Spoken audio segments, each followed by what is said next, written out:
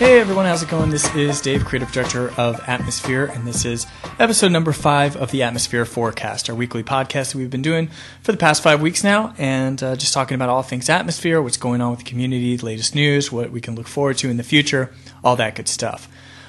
This is the last one I'll be doing from here in California before my trip to Buenos Aires. I leave on Sunday, and I'll be down there all of next week and a little bit of the week after that to hang out with the team and work alongside them. And, it's usually a once-a-year thing that I do, and it's always nice to go down there and work side by side with all the guys down there. So I'm very much looking forward to it. And of course, Buenos Aires is an absolutely beautiful city.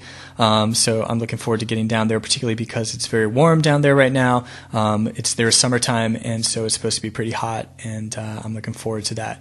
Not to say that the weather in California has been bad. It's definitely warmer than a lot of places in the U.S. at least has been hit by a lot of blizzards and stuff. But for us, but it should be a fun time, and of course a long flight. It's like, I think all told 14 hours or so, and that includes a connection in Dallas-Fort Worth. So that is a long time on a plane, but hopefully I'll have enough to keep me occupied and maybe sleep a little bit or something like that.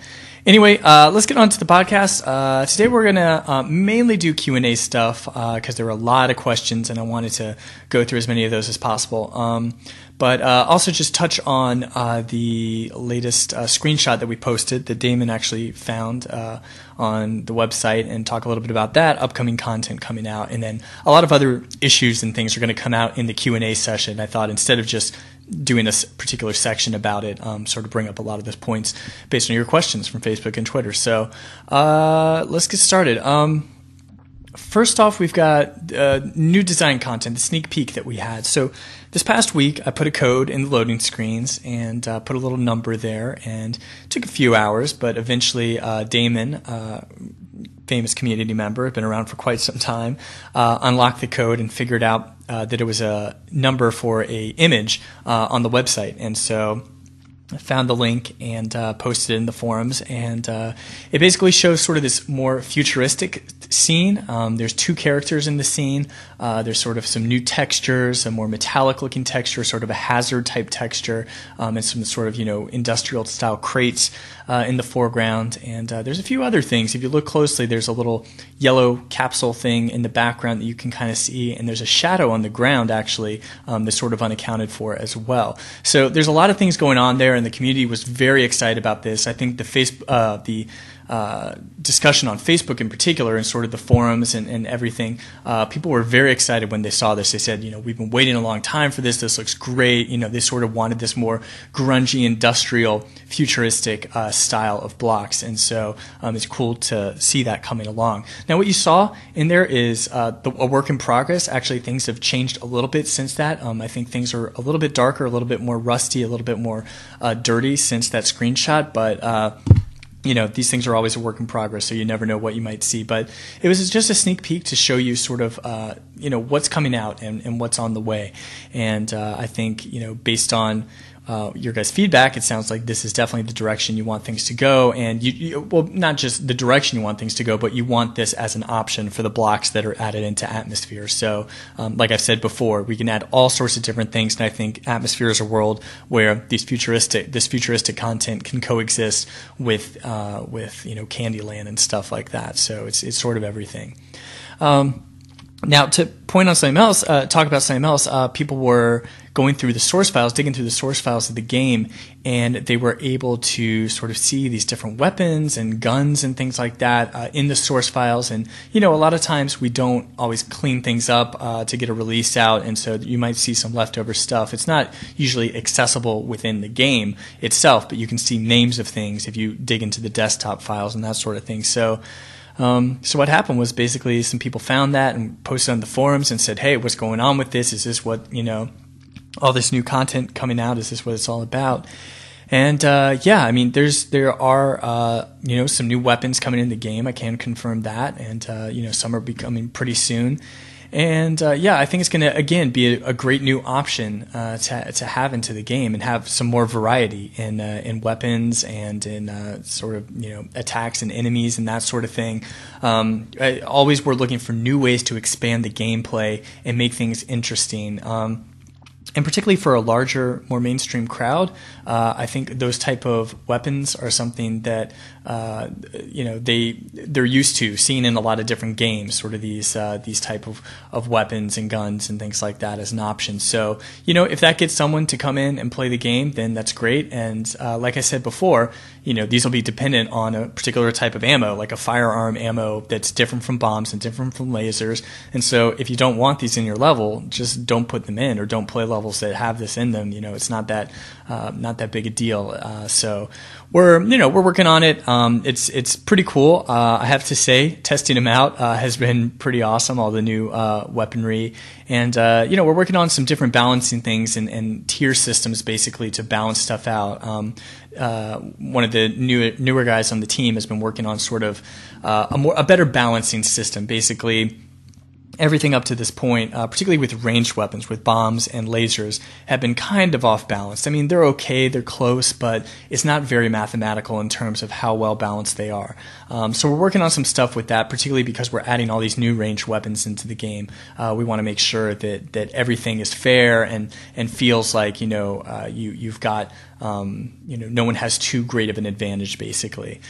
So working on several things with that. Okay, well, I think that's it for the future talk of future content. But let's move on to the question and answers. And we have a lot today, so I'll try to get through them fast. But I think we have 10 or 15 or something like that, so I'll try to jump through them. Warchief6 says, "Hey Dave, what are your favorite top 3 games of all time?"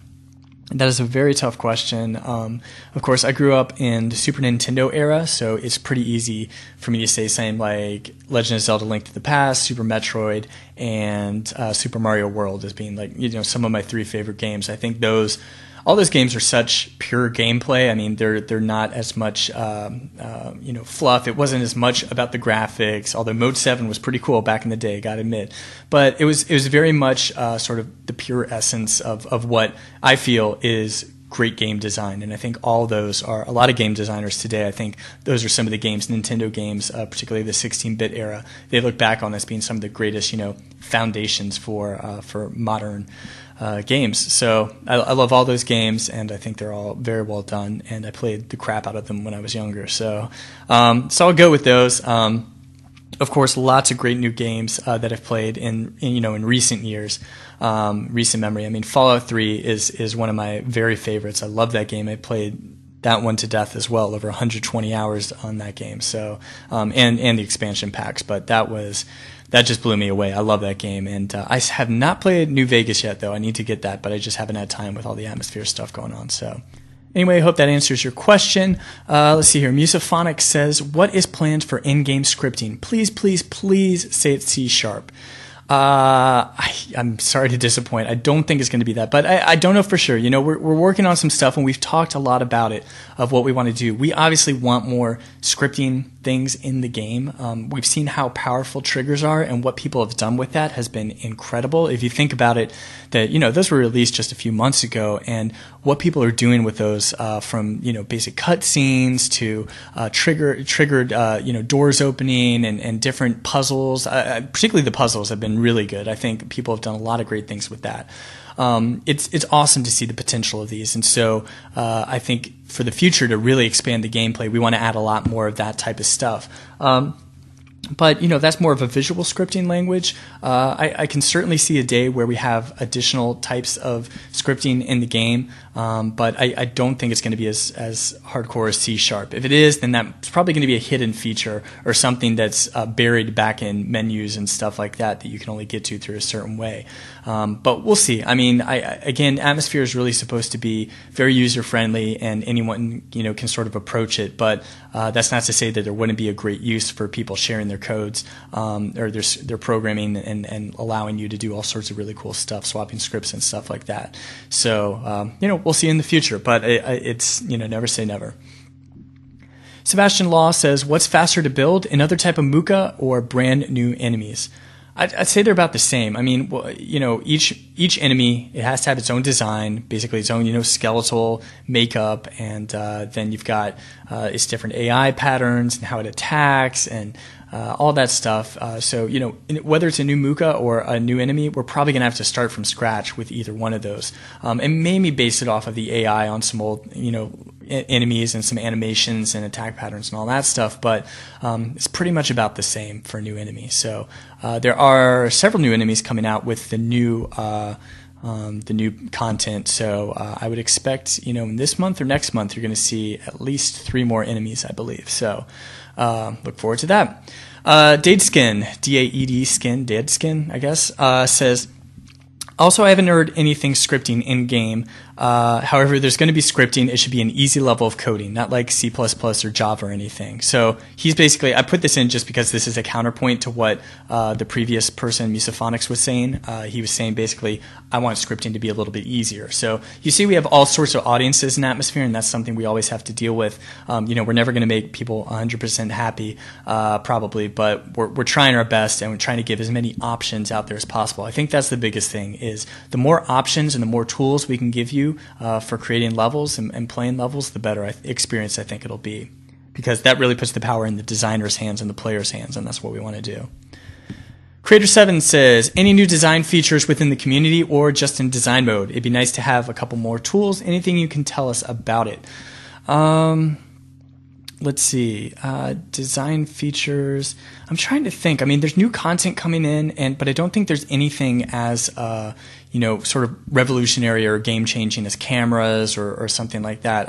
I think last week I mentioned the ability to warp between levels, and I think that's probably going to be the next big game-changer type feature, having levels and sub-levels and being able to warp between them. That's a big thing, and I spent a lot of this week actually finishing up the documentation for that. So I can't give a specific deadline on when that's going to come out, but that's the basic idea. Is we want to I think that'll be the next big thing. And then, we'll see more features coming on, a lot more tools. I totally agree. Every time we add new content, it's awesome to see what you guys create out of it. And I think we'll start to see a lot of that. I'd say within the next 30 days, you're going to see some really cool stuff that'll sort of, make things feel a little bit more fresh. So that's all. Frederick Creamer says, what are the future plans with the website and HTML5? Well, I know Andreas has been working very hard on some new website stuff, and there might be some new website design stuff and pages and things coming out in the future. And I've mentioned some of those ideas before in past podcasts. I can't speak specifically to HTML5. I don't know what exactly he's doing with that or not doing with that. But I think a lot of people, there's been a lot of feedback about the website and things people want to do. And so hopefully we'll add some of those new features in the coming months. As far as the visual design of the website, it's probably going to change a little bit as well. You might be seeing some sort of different layouts and designs coming out, and not everyone will probably like it. I mean, every time we've done a different website design, people either love it or hate it, and we'll try our best. And I know Andreas was talking about the possibility of themes, which is something a lot of people have asked for in the past. I can't 100% confirm that, but people want different color schemes. If you want a darker scheme or a lighter scheme, giving you guys the ability to do that. So we're working on a lot of things like that in the future. Dumb Scally 123 says, are there any plans for an Atmosphere story? We kind of hint at, sorry, I just hit the podcast, hit the chair. We in the past we've had sort of some general storylines, like saying this is the land of Cirrus, and all these levels are sort of floating in the sky, this one big universe, and the Muka and other characters are sort of enemies in it. But I think we keep it deliberately open-ended because we don't want to encroach on the designer's creativity too much. We want people to have the ability to create sort of whatever stories they want within Atmosphere, and we don't want to restrict them and say these have to be the Muka or this has to be on Cirrus. So I think any storyline we have is going to be very broad and general and allow people enough area to sort of enough room to do whatever they want, basically, within the world of Atmosphere, and we don't want to constrain them too much to one way of thinking.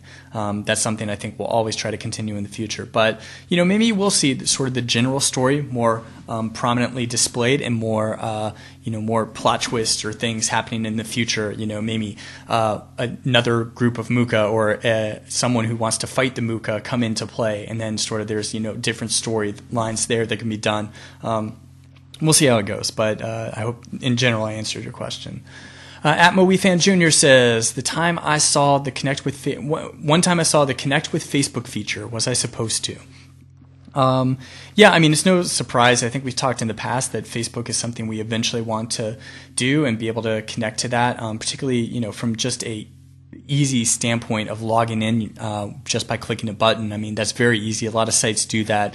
I've experienced that a lot with different sites, and I think it's extremely simple to do. You don't have to worry about a password or whatever. It's just if you're signed to your Facebook account, you can sign into other things, and it'll import your friends if you want and all that stuff. So it's very useful. I don't know if you were supposed to see it, but it's definitely out there, and there might be future things happening with Facebook coming down the road, but nothing specifically public about that yet.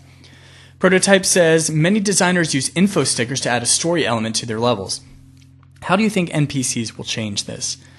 Well, I think, if you look at info stickers, look how many people use info stickers for dialogue. Either the characters talking to themselves or other characters or props saying things. Here's the boss yelling this thing at you, or in spirit in the background saying something to you, or, different props like the stone head, Aztec head, or, trees or things like that, characters. So I think you'll see that with NPCs. You'll sort of see more dialogue-driven storylines, and I think that'll be really cool. And particularly, I think it'll be more interactive, because if you're able to, NPC asks you a question, you're able to choose from several different answers. I think it won't just be as much static reading, but more of an interactive experience, which is for games always a great thing. So, but the info stickers do their job right now, and maybe there could be different variations of info stickers as well before the NPCs come out.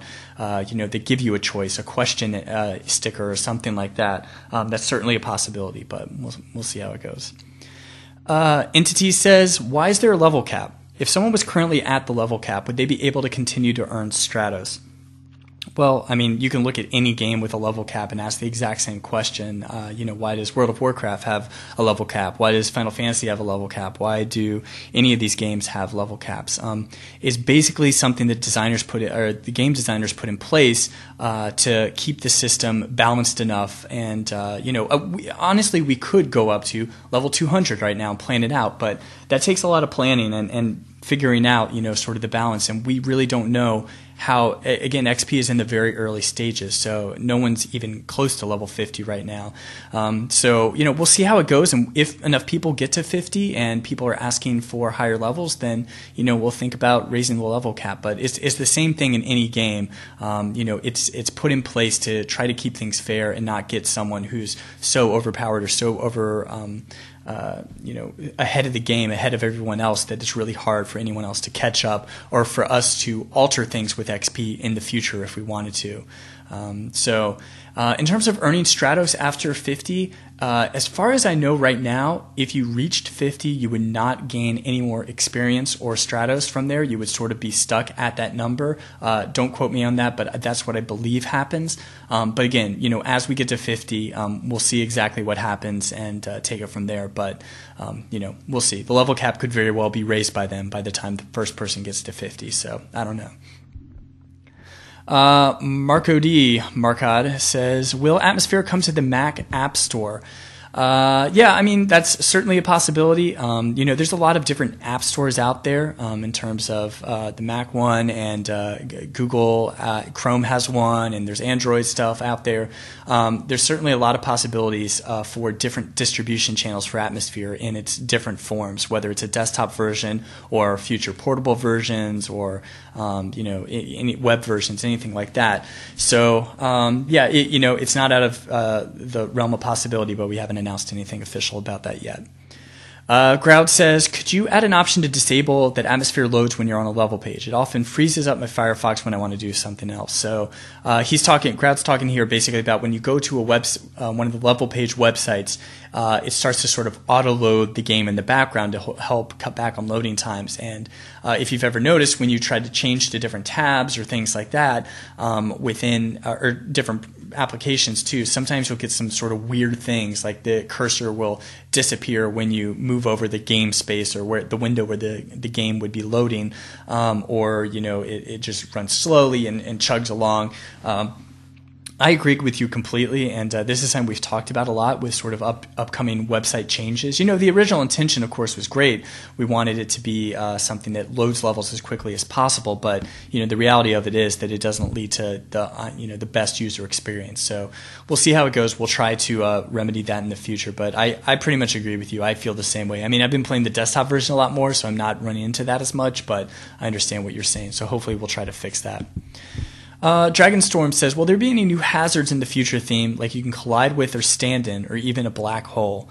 Nothing like that, I don't think. Like I said, there are some new enemies and hazards coming with the new pack, but I don't think anything like a black hole or anything like that. I think they're going to be more ranged enemies and some other sort of deadly things that you can add into your levels. But there will be new hazards, definitely new enemies and hazards and things that you can add in. So because, of course, like I said in a previous podcast, dying is one of the most fun things to do in Atmosphere, and for designers to create, of course, death traps are always fun. So, Wow Fun Happy says, any thoughts on the NGP and or 3DS? So he's talking about the new PlayStation and Nintendo portable devices coming out. I don't know too much about the NGP. I've only read some very basic stuff about it. I'm not really that excited about it. It doesn't seem like it's that much of an improvement over previous PSPs. I'm not sure. I don't think I would get it for any reason, but I think it has its audience, and I hope that it does well. It looks, there's some stuff that looks cool on it so far, and I think the 3DS is awesome. I mean, I think it sounds really like a cool portable experience. Of course, I can't wait to see the 3D screen glasses free in person. I think that'll be really, really cool. And I think it opens up a lot of gameplay possibilities as well. I've heard, I was listening to a podcast, another podcast, Weekend Confirmed by Shack News, and they were talking about sort of their hands-on impressions of the 3DS and saying, it was really cool. The 3D didn't add too much to the games. It was kind of a nice thing to have, but no games were particularly reliant on that. They said it was, a lot of cooler stuff was sort of the virtual reality stuff you could do, where you're sort of moving your 3DS around because it knows where it is and can sort of interact with the rest of the world. And it has cameras in it, so it can sort of do some pretty cool stuff with that. So that sounds really interesting to me. I just want to see them in person, and I think it's too early to say without seeing the games or seeing them and holding them and trying to play them if they're going to be, worth me personally buying. But I think they're cool. I mean, I think they're some cool additions to the video game landscape. So bring it on. Laquadara says, have you ever thought about having a tool or weapon that lets you more accurately move or affect the size of objects or baddies? Yeah, we've talked about this in the past in terms of bad guys being able to scale them, and I've asked for this before, but the answer that I've gotten back from the developers and the programmers has been that it's kind of difficult to do simply because there's a lot to do with sort of the behaviors and hit detection and attack patterns, things like that. So, it can be difficult apparently. So hopefully in the future we can have enemies that scale different types, particularly, making an enemy much bigger for a boss character would be really, really cool. But yeah, I know what you mean. You want to sort of select a particular object within your level and scale it or move it back. And, that would be nice to have that sort of precision. And, it's sort of one of those nice to have features that would be cool in the future. Of course, you can just delete it and add something new in its place. But, I know what you mean. That sort of fine-tuned detail would be much appreciated. So hopefully in the future we can have something like that. And the last question to us today comes from Bartman64, who says, what is the result of the FPS mode question?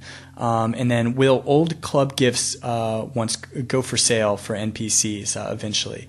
So 2 parts there. First, he was asking about a question I asked recently in the forums, or a few weeks ago actually in the forums, about what if we added a first-person mode to the game? Would you guys like that? Would that be cool for designers and players? Sounds like the answer was overwhelmingly yes. Some people thought it wasn't as high a priority as other things, but they thought it was pretty cool. This is a work in progress. The guys have started development on this, so that is definitely something that is coming in the future. Actually, before I was talking about game changers, this is something that might be fall into that category before that might come out before the sort of warping between levels, level linking. So that might be, to some people, that might be a really cool feature. I of course would love to play levels in first person mode. I think that would be that really fits a lot of different levels types, and it's a very immersive experience. So I think that'd be really cool. We'll see. But that is in development. And the second question, will old club gifts come out for sale in the future? So, for example, if you were not a club member and you really want the robot masks or the future masks from last month or the snowman hat from a couple months ago, will you be able to do that? Right now, that is not the plan. They're meant to be exclusive items, and there might be some sort of trading mechanism in the future to trade items that you have or that other people have for Atmos or something like that. But I mean, you never know. I mean, if there is enough demand, maybe we would sell them in the future. But it's not. I think those would be very expensive items that would be. It's certainly worth your money to be in the club now instead of waiting around to see if these items will maybe come out later. Right now, the plan is not to have them come out, so I'd say chances are pretty slim for that. I guess join the club and try to get as many of these things as possible before NPCs come out. That would be my advice to you.